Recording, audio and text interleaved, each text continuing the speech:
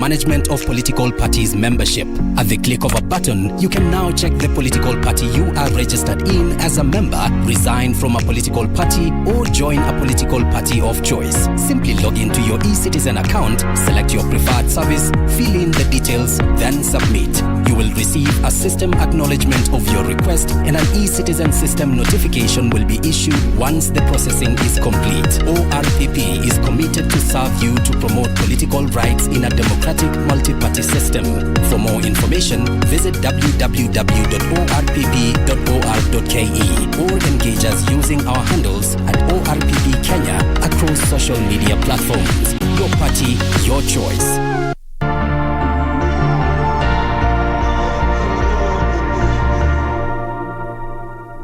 My name is Mohamud Ahmed Mohamud, the CEO of Kenya Deposit Insurance Corporation, popularly known as KDIC. The corporation recently increased the protected sum from the previous 100,000 shillings to 500,000 shillings per account. This is the highest in sub-Saharan Africa. In effect, the corporation now covers 99% of the depositors in the unlikely event of a closure of a bank. So KDIC encourages the depositors to continue doing business with our banks that are strong and resilient. Be sure, check out for a KDIC sticker in your banking hall. KDIC, protecting your deposits.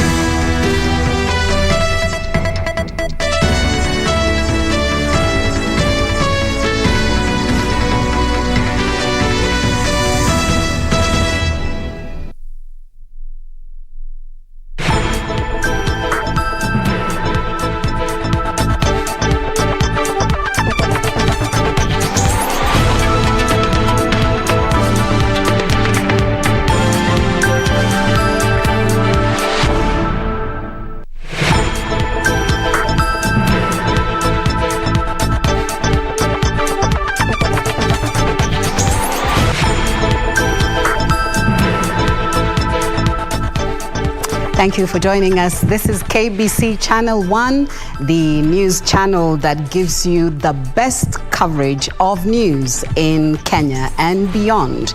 Well, my name is Catherine Kasavuli, and this is the Legends Edition. Well, just before we start our main news broadcast, we have just received news from Maimahio in Naivasha, near a place called Duka Moja. We are told that several people have lost their lives, and we are following the story, and we will give you more details on this breaking news later on in this bulletin. Several people are feared dead along Maimahio, Naivasha, at a place called Duka Moja. This is along the Nairobi-Nakuru Road, and more details will be unveiled to you as soon as we get them from the relevant officials and or from the scene of the accident. So stay with us. Now let us look at the news highlights of the day.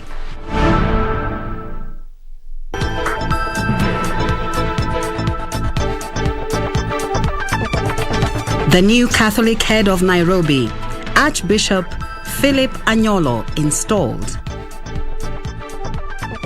Kila mtoto ambaye anazaliwa kwa taifa letu, awe wazazi wana pesa hawana pesa, apate fursa sawa kuanzia nursery, primary, secondary. There will be no pay.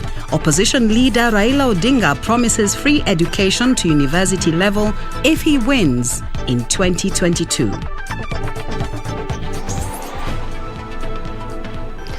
And war on malaria. We tell you more on new vaccine. This in our special feature tonight.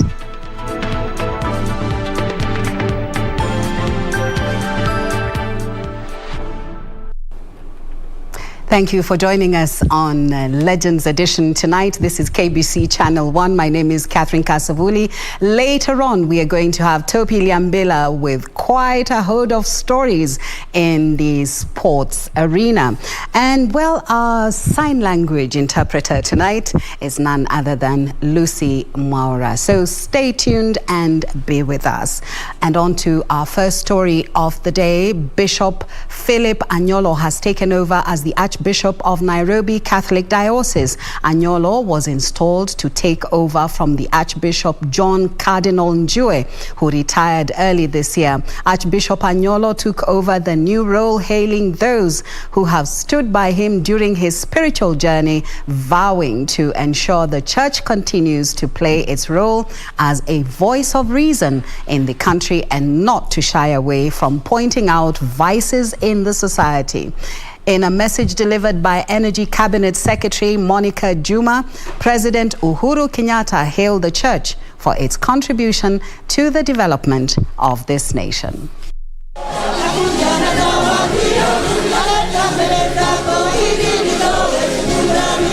It was in a colorful ceremony held in Nairobi where Bishop Philip Anyolo was finally installed as the new Archbishop of Nairobi Catholic Diocese.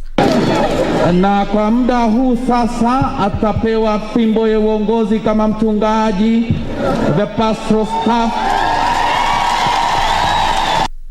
Bishop Anyolo becoming the 5th Archbishop of the Nairobi Diocese, taking over from Cardinal John Njue, who retired in January after attaining the age of 75 years.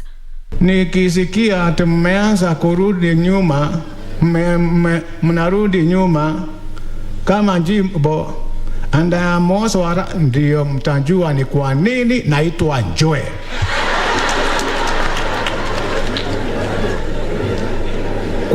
Kwa hivyo forward, backward, never. Archbishop Anyolo promising to lead the church in ensuring peaceful coexistence, especially during the electioneering period. These children, everybody would urge the politicians and appeal to you, leaders, to exercise civility during this period so we can have a peaceful, free and fair election. The Archbishop saying he will not shy away from pointing out the rot in society for accountable leadership. In the wake of increased cases of unrest in schools, Archbishop Anyolo urged learners to seek alternative means of expressing their grievances. I plead with you to stop burning schools and instead seek alternative means of addressing your grievances.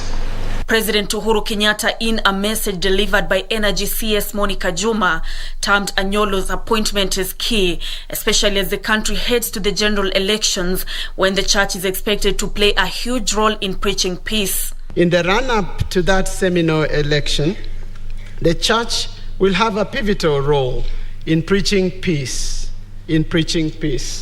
brotherly competition that does not descend into hatred, and a brand of politics that would be pleasing to the eyes of God. Meanwhile, Bishop Morris Muhati of the Nakuru Diocese has been appointed to oversee Kisumu Catholic Diocese, where Archbishop Anyolo previously served. Nancy Okware, Legends Edition.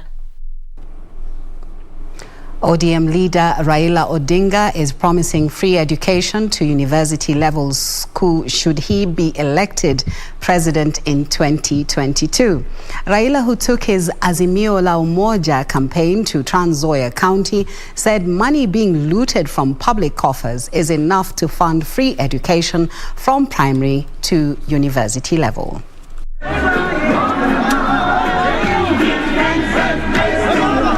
The former premier, who is expected to formally declare his presidential bid next month, was in Trans Nzoia as he sought to galvanize his support ahead of a major declaration. Raila says as a means of creating equality in Kenya, his government will provide free education from primary school to university. Kila mtoto ambaye anazaliwa kwa taifa letu, awe wazazi wana pesa hawana pesa, apate fursa sawa kuanzia nursery, primary, secondary, Raila dismissed those who claim the plan is untenable, saying the monies being looted from public coffers can fund the entire plan.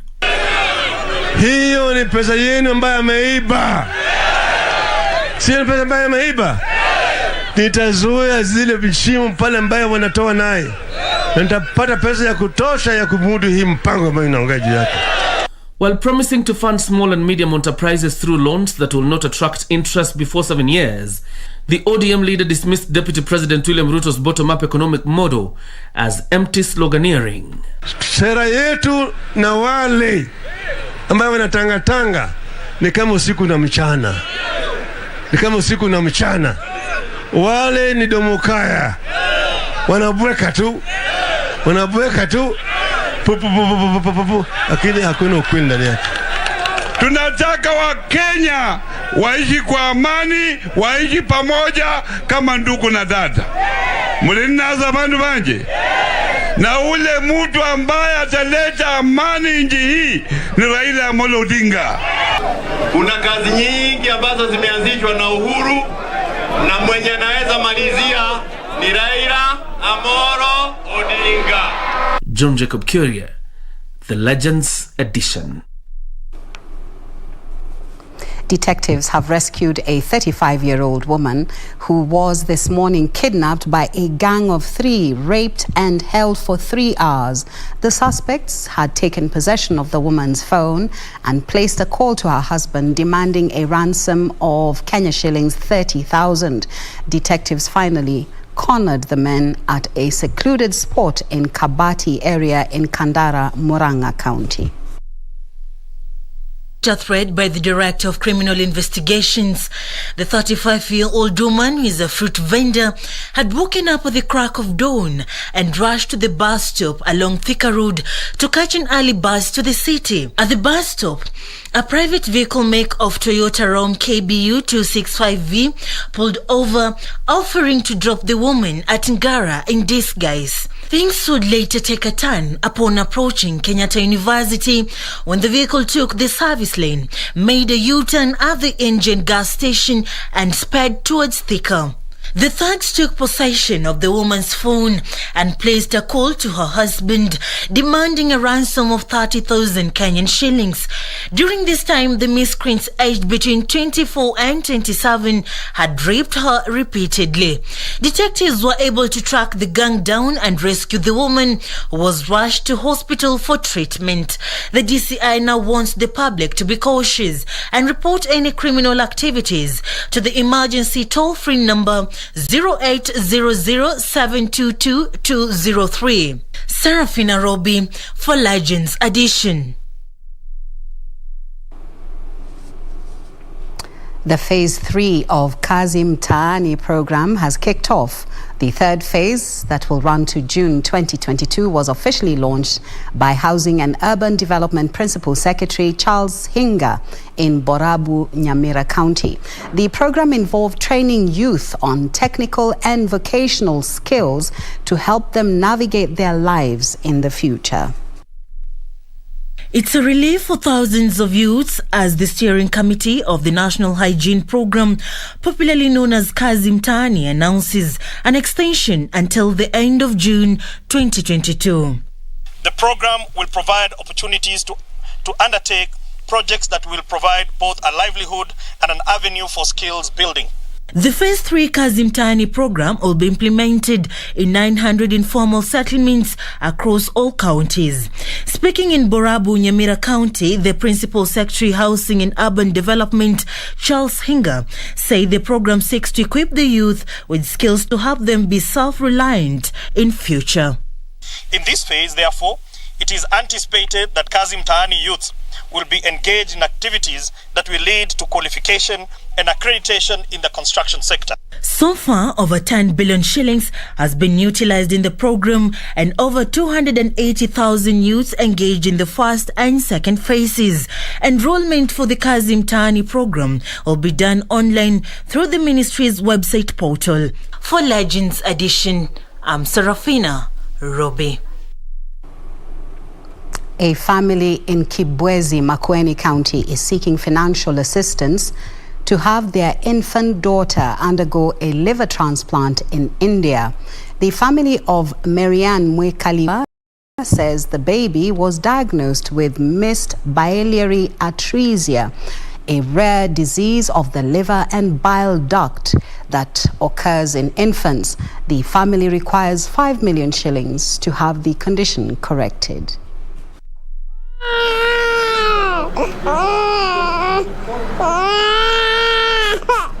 According to Faith Musyoki, baby Marian's mother, her daughter was born healthy, but her complexion turned yellowish just 1 month after birth. Ilianza tu kama normal jaundice, ile tu macho iko yellow. Tukanotice akiwa na 1 month, tukampeleka hospitali Makueni. Hapo akafanyiwa phototherapy, lakini jaundice haikuwa inaisha. Alarmed, the mother says sought medical attention for the baby not once but several times in different health facilities Makueni County, but her health showed no improvement. INR ikiwa juu inamaanisha akibleed haiwezi stop. Apart from hiyo INR akona sepsis, infection ya damu. Sasa tukaadmitiwa hizo 2 weeks. She was referred to Kenyatta National Hospital for further treatment after the child's stomach developed swelling. After numerous referral visits, doctors at the hospital advised her to seek treatment in India to save the baby Marianne Mwikali's life. Tukaambiwa mtoto akona shida ya liver. Daktari aliita chronic liver disease. Sasa akatuambia chronic liver disease ni beginning ya ni liver inaenda ikiharibika but at a slow rate. Faith Mwaka Musyoki, Marian's mother, says they need help from well-wishers in raising the 5 million shillings needed to facilitate her treatment abroad.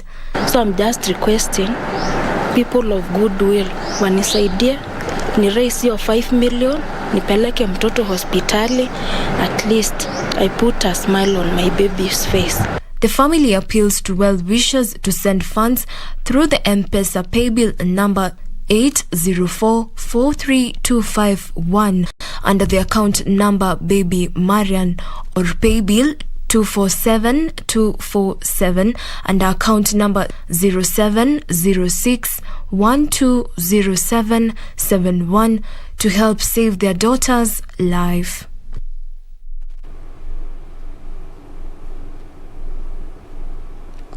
Kenya's COVID-19 positivity rate has dropped to 1.4% after 59 people tested positive from 4,336 samples tested in the last 24 hours. Total confirmed positive cases are now 254,688.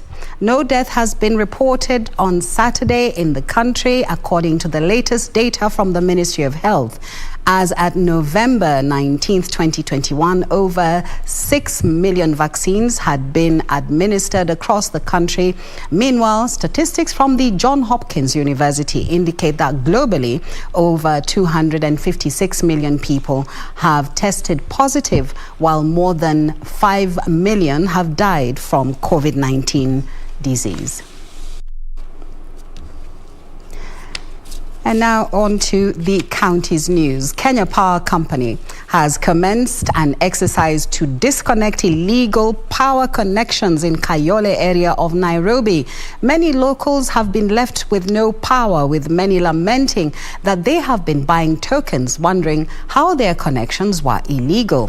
Elsewhere, youth in Uasin Gishu county have been urged to take advantage of newly established markets and extended working hours to hone their entrepreneurial skills. Stephanie Amondi with the details in the county's news. A large percentage of homes have been left without electricity in Kayole after Kenya Power moved in to disconnect illegal power connections in the area. Watu wengi hapa wako na token kama mavijana wa car wash. Huwezi fanya car wash bila token. Sasa wakisema ni illegal connection, na sielewi vile kijana anaweza panda kule na wanakuwa na vitu special, viatu ni special. As the lights went off in Kayole, some were being switched on in parts of Uasin Gishu County. Governor Jackson Mandago urged the youth to leverage off the newly installed lighting systems to engage in legit businesses. So, lakini tuelewe kwa nini tunaweka street lights. Tunaweka street lights kwanza improve maneno ya security. Ya pili tuongeze masaa ya kazi. Kama wamama wa soko sasa badala ya kufunga kazi saa 12 watu waanze kufunga saa 3.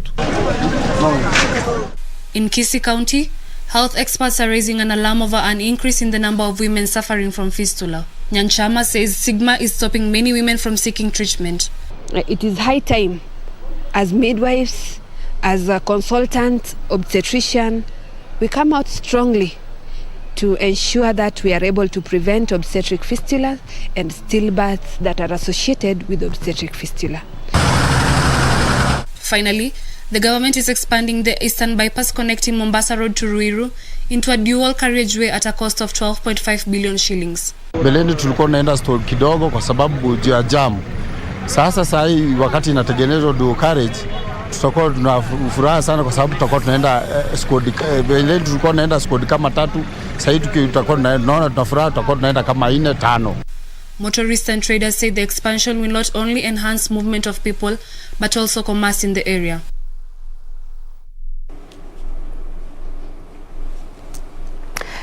Well, you're watching KBC Channel 1, and of course this is the Legends edition. Just as we mentioned to you as we started this news broadcast, we have breaking news from Naivasha, where it is reported several people are feared dead along Maimahio Naivasha Road near a place called Dukamoja. We do not know the number of fatalities, but we know that quite a number of people have been injured. More details will come to you as soon as we receive them in this newscast or in other newscasts. And we take a break. When we come back, we are dedicating Living Legends to the malaria vaccine discovery.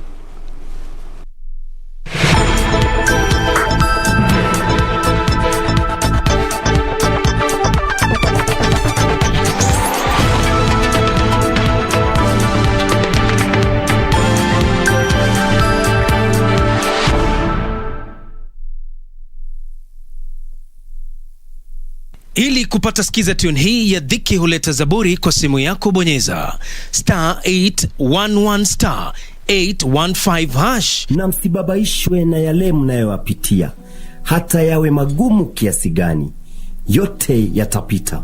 La msingi ni kuweka tumaini letu kwa Mungu aliyetuumba. Katika kitabu cha Warumi 5:3, wala si hivyo tu, ila mnafurahia katika dhiki pia, mkijua ya kuwa dhiki kazi yake ni kuleta saburi. Amina. Ili kupata skiza tune hii, bonyeza *811 *815# *811 *815#. The Kenya Medical Training College will hold its 90th graduation ceremony on December 2nd, 2021 at KMTC Graduation Square, Nairobi from 10 a.m. A mandatory graduation fee of 2,500 Kenya shilling is payable on or before 30th November 2021 to National Bank via the details on your screen.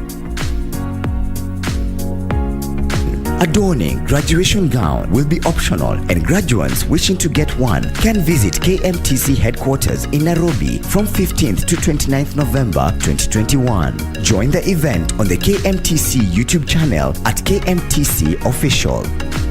Visit www.kmtc.ac.ke for more information on the graduation, training programs, and application procedure.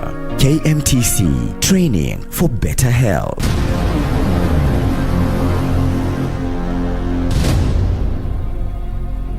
Well, if you wanted to fight, you should have brought more men. There are whispers of a Hebrew with great strength. It is a story for slaves, nothing more. I want you to investigate this. You find me the secret of his power. My Delilah. Who is this God who gives you such strength? 3 vows were bestowed upon me. No wine, no touching the dead, no cutting of my hair.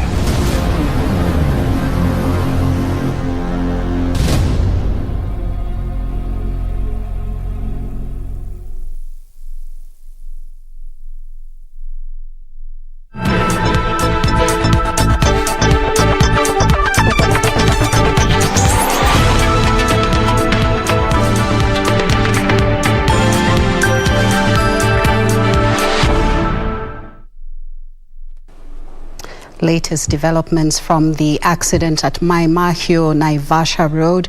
We are told that the accident has actually happened at Ntulele, a place called Ntulele, and several vehicles are actually on fire right now as we speak. So anybody approaching this area, please be patient and please be cautious. Quite a number of people are feared dead, a few others are feared injured, and the place is a little dangerous for one to navigate. So please be patient as the authorities handle this fire.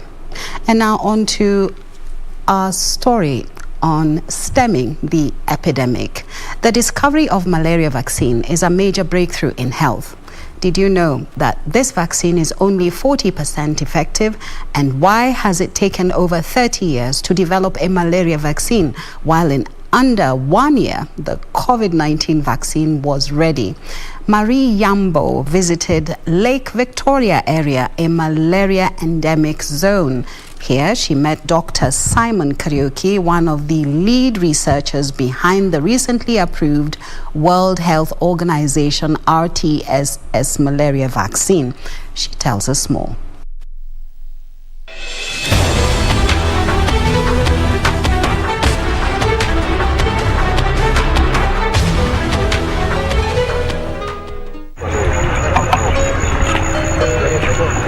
Beyond the shores of Lake Victoria lies an epidemic that has ravaged this fishing community for decades.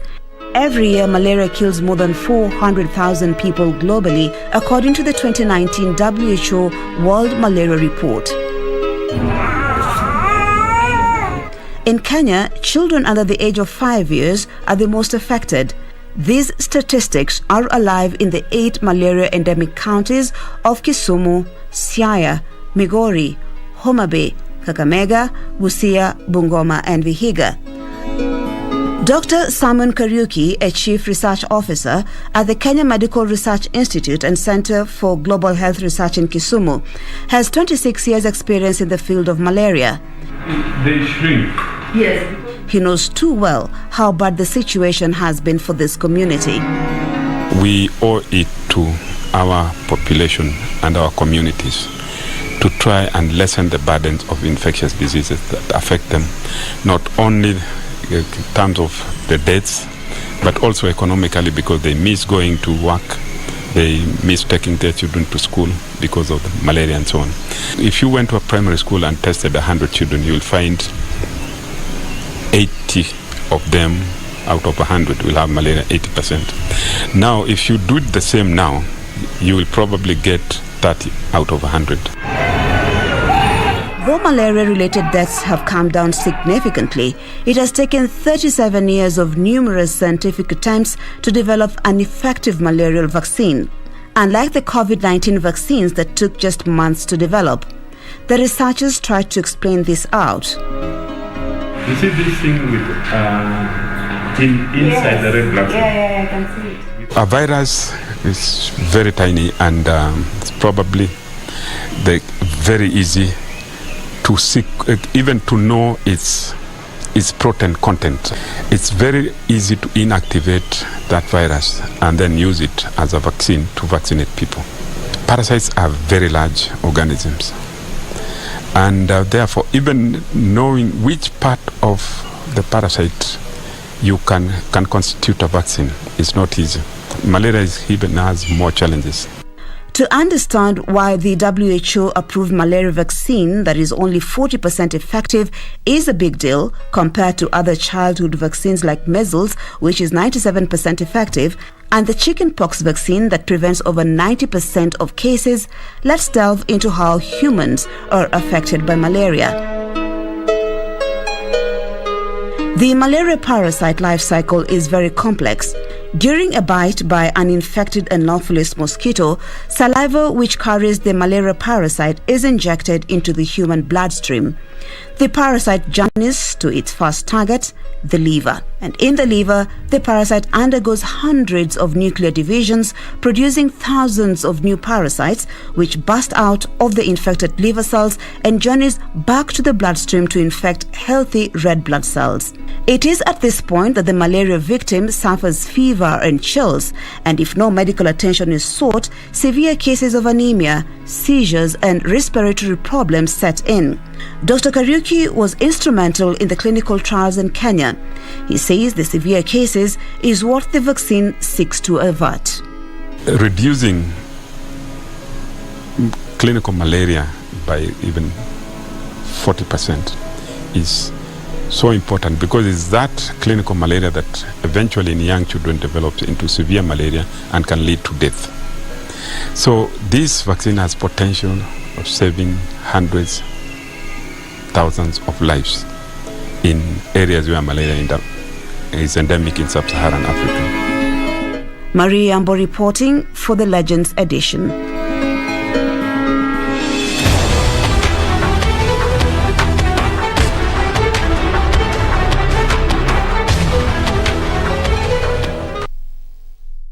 You're watching the Living Legends segment, and we have dedicated this to stemming the epidemic, malaria vaccine discovery. Well, we will be back with part 2. We take a small break.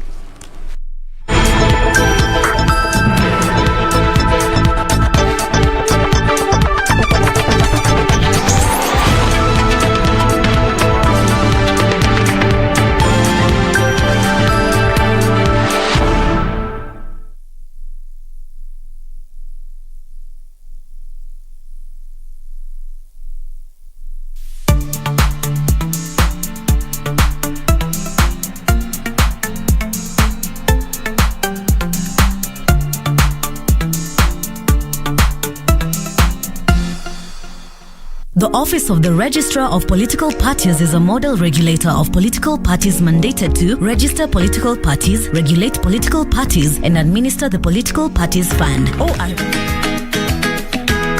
Lakini mimi naelezwa wewe wakati mwingi wewe mwenyewe pia upatikani hapa. Sasa nini naendelea? Sir. Yes, boss. Naomba mtupishe kidogo. Sinaomba. Get out. And ORPP is committed to serve you to promote political rights in a democratic multi-party system.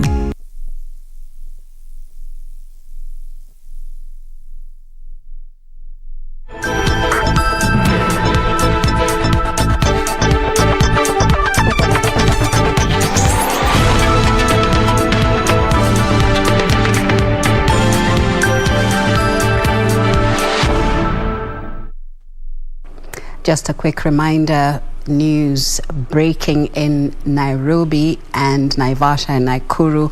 Well, we are told that several people have lost their lives following a multiple accident on Maimahio Naivasha highway, and we are told the area is near Duka Moja, near Ntulele area, and several vehicles are actually on fire. This is now a no-go zone. I think we need to exercise a lot of caution as we are approaching this area and ask for any alternative routes. We now take part 2 of curbing malaria.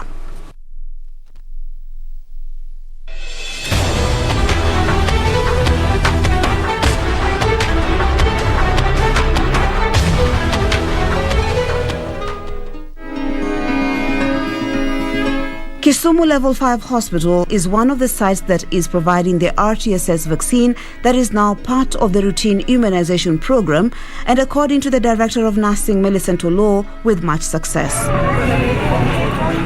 In a whole pediatric ward, you would just see, the nurses doing blood transfusion and also, giving quinine infusion, which to date, right now, that has reduced. So we are thanking the vaccine, the initiation of this vaccine, since the time it was started, that number of, that severe disease has also gone down. Teresia Karuri is one of the parents who has brought her child for the job. Mtoto ako na miezi 9, amedungwa hiyo dozi ya malaria leo. Ya kwanza alidungwa akiwa na 6 months, ya pili 7 months, ya tatu amedungwa akiwa na 9 months. Ule wa kwanza alisumbuliwa na malaria juu hatukuwa tunapewa nets na pia hatukuwa tunadungwa hii dozi. Sasa tulikuwa mara mingi tunakuja hospitali, lakini huyu hajagonjeka malaria hata kidogo. Juu ya hizo dozi, I think ni juu ya hizo dozi. With more than 1.7 million doses administered in the pilot programs across Kenya, Malawi and Ghana, no adverse effects have been reported. Ule mtoto ambaye anakuja chanjo, kitu ya kwanza anapima temperatures. Tujue hiyo temperature yake iko sawa ama haiko sawa. Kama haiko sawa, tunaongea na mama umuhimu wa mtoto kuwa sawa na apate chanjo. Si lazima mtoto apate chanjo akiwa na high temperatures. Lazima tu establish cause ya hiyo temperatures zenye ziko juu kwanza ndio apate chanjo.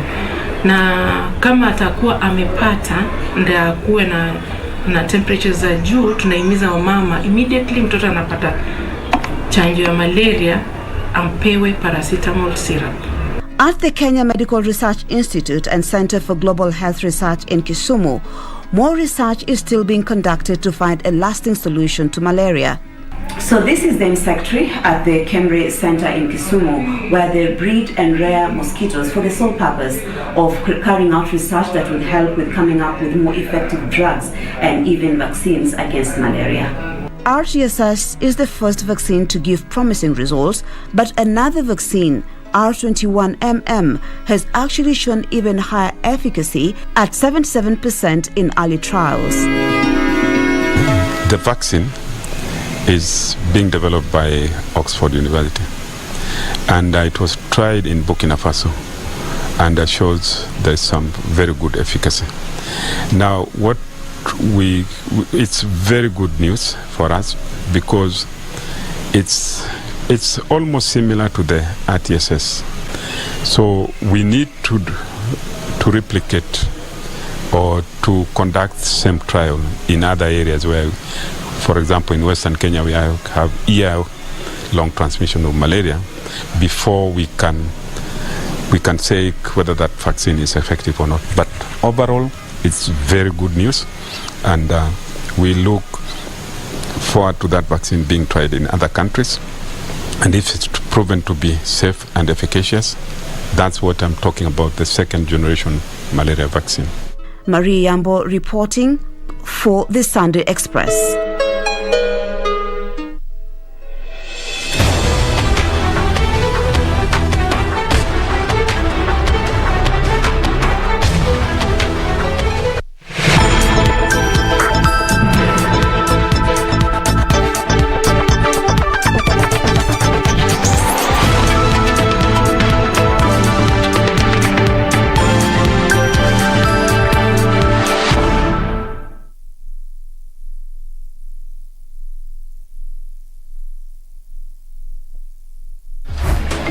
Buda, pesa yako.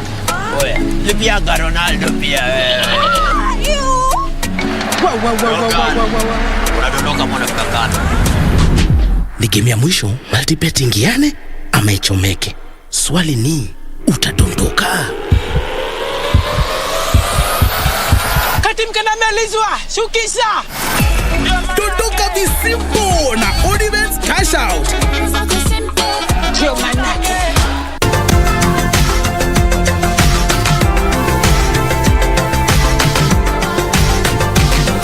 What is this disease and what are some of the possible causes? Malaria is a disease of still a huge public health concern. It is transmitted by the female Anopheles mosquito, if you are in Nairobi, the mosquitoes in Nairobi don't transmit malaria. Is it true? They not only spread malaria, we have mosquitoes that even spread other diseases. What are the interventions and challenges accompanying their implementation? As a Ministry of Health, with support and collaboration from partners, we normally do distribute nets every 3 years, what we call mass net campaigns. Like for example, this year we are distributing nets to 27 counties.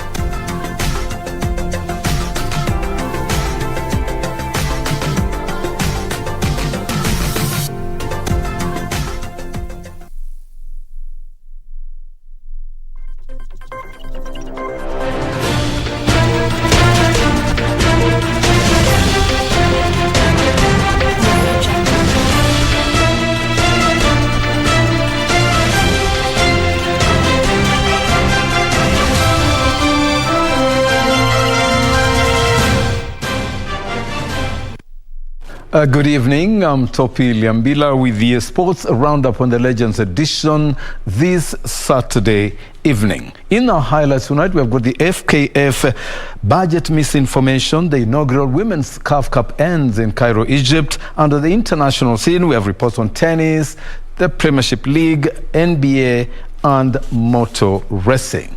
Welcome.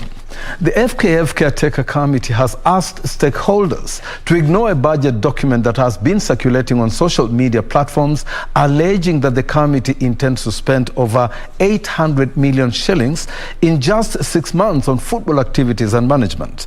The committee, led by CEO Linda Ogutu, termed the document as fake and reiterated that it is in process of coming up with a budget before top-tier leagues resume next weekend. Here's the report by Mwikali. Social media of a budget that is attributed to this particular committee. I did mention we are now at the work plan stage, where we're trying to figure out how we will do this work in 6 months. You cannot have a budget before you finish the work plan. So in essence, what you're saying is the budget that you're currently seeing on social media being attributed to the committee is not ours. I mean, Kenyans can be very creative, as we all know. They can come up with anything and everything, but that budget does not belong to the Caretaker Committee. When is the league going to start? And everybody is waiting to hear when.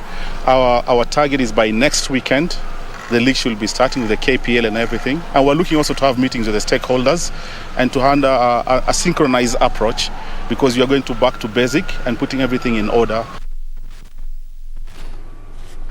South Africa's Mamelodi Sundowns beat Hasaka's Ladies of Ghana 2-0 as they made history and won the first ever Women's African Champions League title in Cairo. The win goes sees Mamelodi Sundowns join Spanish side Barcelona as the only football clubs in the world to win the men's and women's Champions League titles on their respective continents. On Thursday, ASFA of Morocco clinched the bronze with a 3-1 victory over Malabo Kings from Equatorial Guinea. I'm sure it couldn't get bigger for the South African ladies, and I'm sure back home in Joburg, Cape Town, there must be a lot of celebration, and it's a well-deserved victory over there in Egypt. Now, the second edition of Jamal Boxing Cup, which will be held next month in Kisumu, will be used as trials to select a team that will represent Kenya in Africa Commonwealth Games qualifiers. This was revealed today by Duncan Kuria, the BFK Communication Director, after the end of the first edition tournament held in Nairobi, and which attracted 48 pugilists. 124 male pugilists and 24 female pugilists took part in the inaugural edition of Jamal Boxing Tournament, which culminated in Nairobi.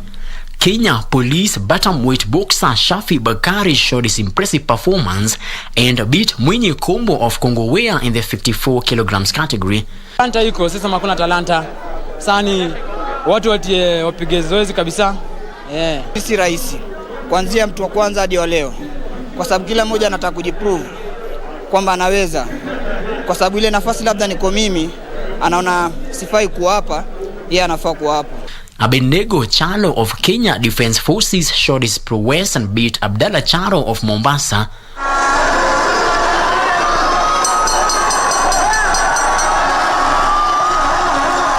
In the ladies category, Christine Ongare continued a sparkling performance and beat Christine Aluoch from Siaya in the 48 kilograms category. Pia kuna ushindani pia nimeona kwa mapigano ambayo yanaendelea hapa. Mabondia wengi kutoka kwenye klabu na kaunti ambazo zinashiriki hapa wameweza kujikaza kabisa na wanatoa ushindani mkali sana kwa mabondia mabingwa, na naamini ya kwamba kwenda mbele nadhani tutakuwa hali pazuri. The second edition of the Jamal Cup will be held in Kisumu from 8th of next month and will be used to select a team that will feature in the Africa Commonwealth Games qualifiers. Frederick Muki for Legends Edition. Former Kenya Handball Federation national champions Black Mamba handball team today got a shot in the arm after receiving playing kit and a cash donation from Makadara businessman Anthony Waithaka as they prepare to leave for Dar es Salaam, Tanzania to play in the annual Eastern Central Africa Handball Club Championship set to be held on the 28th November this year. Munga with the report. Black Mamba, which hails from Makadara, have received a boost ahead of the annual Eastern Central Handball Club Championships after receiving 2 sets of uniforms and a cash award to help the team with its logistics around preparations of the team. So nikaona kama vijana wameperform vizuri, hawafai kukosa hii chance ya kwenda Dar es Salaam, na pia kwa liga hapa yao pia wako mbaya, manake kesho pia wanacheza na Ulinzi na nasikia wako sawa. So nikaona nikuje, na pia kuna wadhamini wale kidogo wata chip in na bado tutatafutia wengine. Though pia mimi mwenyewe nimeamua ndawasaidia mpaka waende na warudi, na wakirudi pia tunaomba warudi na kikombe ndio at least hata sitwe na motisha ya kuwasaidia zaidi.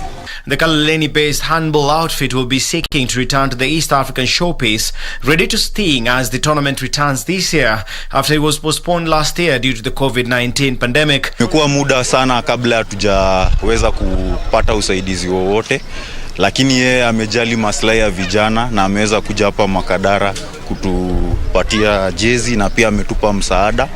Yetu tu ni kumhakikishia kwamba tukienda tutarudi na kikombe na kuendelea mbele. Tunaomba tu aendelee pia hivyo kusimama na vijana na tutaendelea kumsupport. Elsewhere, Equity Hawks kicked off their FIBA Zone 5 qualifiers with a win after seeing off REG of Rwanda 53-33.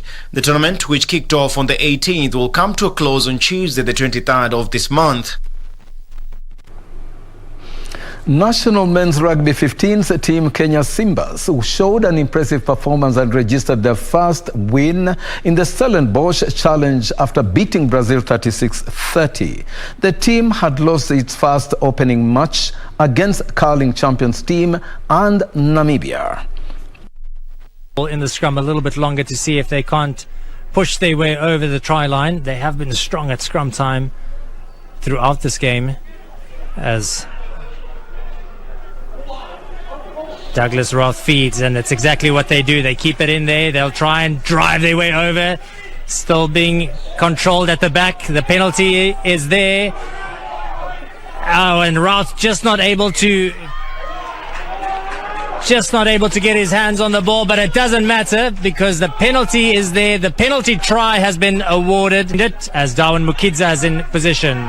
He gets the pass away to Kilonzo, now to Kubu. Now it's the big Vincent Onyala making his way down through the middle of the field. Still available now for this Kenyan team. Strong work from Kenya. Stopped just short of the 22 to Mukidza in that fly-off position. Available on this near side. John Okoth looking for the gap. Does well to secure the ball. Picked up at the back by Samuel Asati. Tonight as well. It was tight, it was physical, it was a real mixed fortunes there for the Simbas, but it's still early days and could change. The Tide. The Nairobi Regional Under-17 Chess Championship entered its first day at the Sarit Expo Center, attracting a record 703 players. In the girls under 7 years category, Elsie Kamoni showed a brilliant performance after 5 rounds, winning all her matches, while Nathaniel Manyeki led with maximum points on the boys category. The championships will be used to select a team that will feature in the Africa Chess Championship for juniors later this year.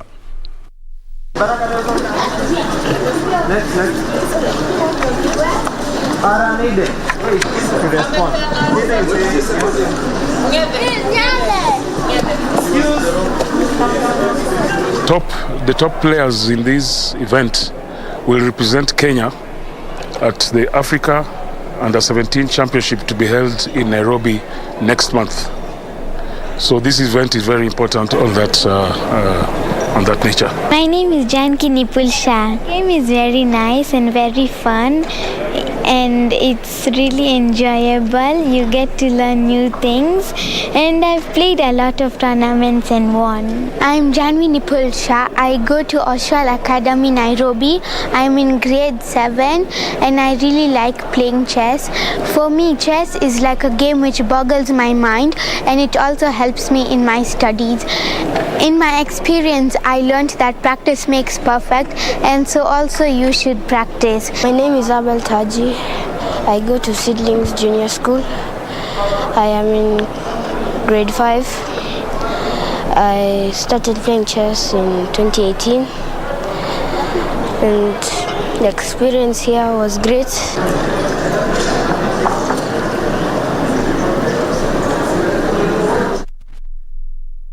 And now from the Daybreak Games, it looks like we step into the night games with African Mobile Games Development Studio, Usiku Games, has today unveiled the first of its kind amateur football mobile game to promote outdoor physical activities and encourage sportsmanship among youth in East Africa. The initiative, dubbed Futa, aims to transfer what the youth learn from the physical football pitch to the virtual gaming space. The game was developed through a public-private partnership between GIZ Regional Project, Sports for Development in Africa and Usiku Entertainment Limited. The main objective of the game within the framework of the hashtag Gaming for Good approach is to promote digital and social skills of players, as well as physical fitness and technical sports skills. Futa allows players to develop their personal player card profile in the game, featuring their stats and self-selected profile pictures. So most people don't think of Africa as really a main center for gaming, but it's about to be. There's only 3 places in the world that have 1 billion players, and that's China, India, and now Africa. And so we're trying to make Kenya the center of gaming for Africa. Today, mobile gaming accounts for approximately 57% of total video game revenue worldwide. And even with the adoption of 4G and 5G networks, mobile gaming is gaining popularity in remote parts of Africa because of faster broadband and availability of low-cost data.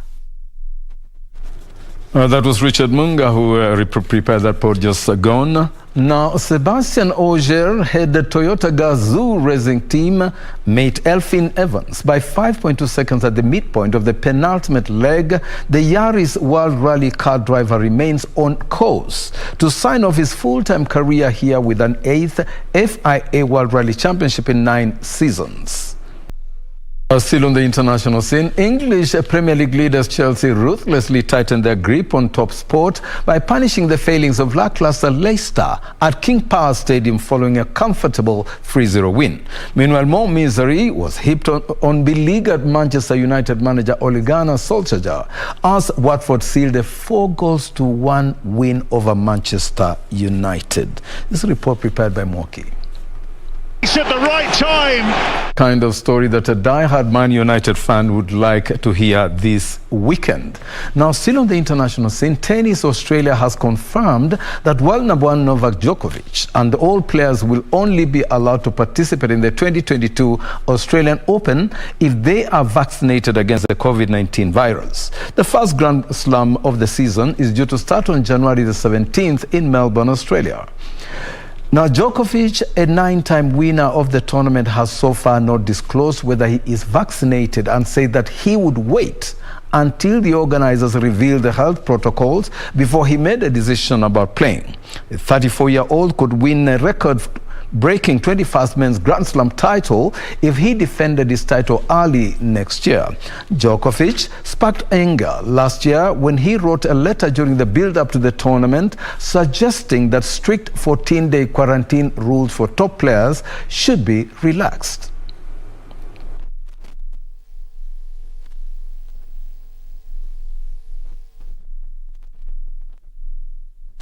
And over in the NBA, LaMelo Ball produced a big first half on his way to 32 points as the Charlotte Hornets won their 5th game in a row, beating the visiting Indiana Pacers 121-118. Meanwhile, Jason Tatum scored 37 points and the Boston Celtics beat Los Angeles Lakers 130-108. Here are some of the highlights. LeBron James' Los Angeles Lakers return with a dominant 130-108 win, with Jason Tatum bagging a whopping 37 points and 11 rebounds. Gets past Westbrook and the flush. Tatum exploding here in the second quarter.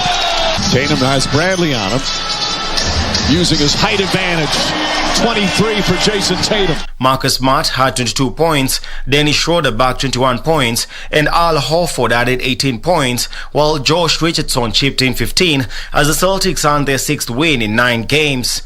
It's a surreal moment. Obviously, you know, Bill Russell, I know the impact that he had on the Celtics and the NBA. I didn't get to see him play, but, you know, having somebody like Paul come to the game is somebody I have a relationship with. And I mean, I remember watching him play, and now he watching me play. That's crazy to me. Anthony Davis led Los Angeles Lakers with 31 points, and James had 23 points in 32 minutes. They each had 6 rebounds and 2 assists. Meanwhile, LaMelo Ball had a season-high 32 points along with 11 rebounds and 8 assists, and Charlotte held off Indiana for its 5th straight victory. Blocked. Martin got a piece of it. LaMelo the rip through with the left hand and a foul. LaMelo in a hurry.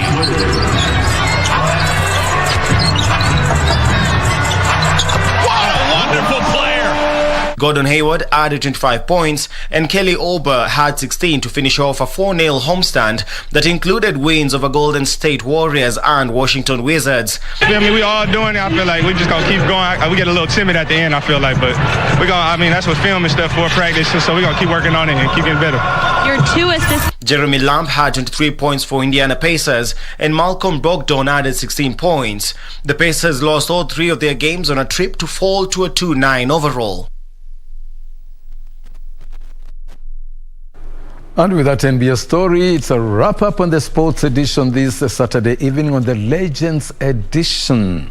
There, ladies and gentlemen, as I sign off, wishing you a great sporting weekend and, of course, a great week ahead. But for now, I hand over to Catherine Kasavuli to continue with the rest of the news. Thank you very much, Topi. That was an interesting sporting day with Manchester United having an amazing day. Anyway, I don't support any of the teams, so please do not put me in any bracket.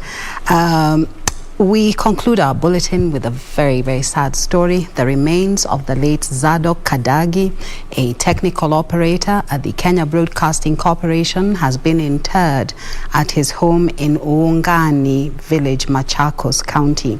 The late Zadok, who was seconded to the Parliamentary Broadcasting Unit, was eulogized as a hard-working officer who died at his prime when his services were still much needed.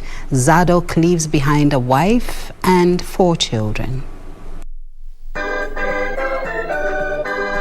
Family, friends and colleagues of the late Zadok Khadagi have paid glowing tributes to the man they described as a loving father and a dedicated officer.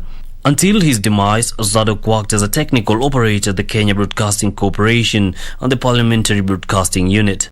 Nataka kushukuru Mungu kwa sababu tumeishi maisha ya amani, na Zadok alipenda familia yake, na najua wengi wanaomjua na wengi walio karibu naye walijua hakuna kitu ambacho alitreasure kama familia yake.